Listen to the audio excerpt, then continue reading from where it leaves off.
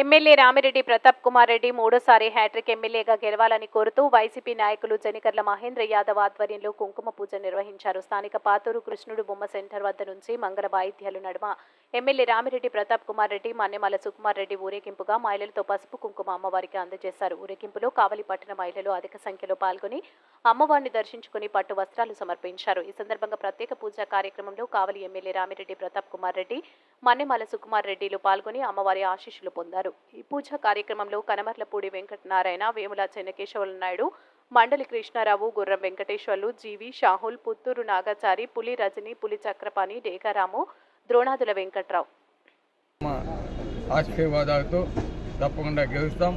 కావలి నియోజకవర్గాన్ని అభివృద్ధి పదంలోకి తీసుకెళ్తామని కూడా తెలియజేస్తున్నాను. అదేవిధంగా ఈరోజు ముఖ్యంగా ఈ కుంకుమ పూజ ఏర్పాటు చేయడానికి సహకరించిన మహేంద్ర యాదవ్, అదేవిధంగా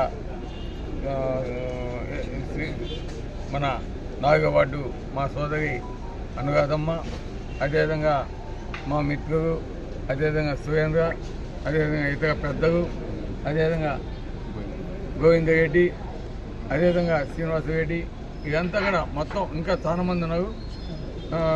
ప్రతి ఒక్కరు కూడా ఈరోజు కృష్ణారావు, అదేవిధంగా 3వ వార్డుకి సంబంధించి నాయకులు, అదేవిధంగా 2వ వార్డుకి సంబంధించిన నాయకులు, అదేవిధంగా 6వ వార్డుకి సంబంధించి మా వెంకయ్య గారు, అదేవిధంగా 9వ వార్డుకి సంబంధించి షాహు గారు, అదే 8వ వార్డుకి సంబంధించిన నాయకులు కేశవ నాయుడు, అందరూ ప్రతి ఒక్క తోట అందరూ కూడా ఈరోజు చాలామంది ఇక్కడున్న నా మిత్రులు అందరూ కూడా దానికి సహకరించడం నిజంగా చాలా సంతోషం.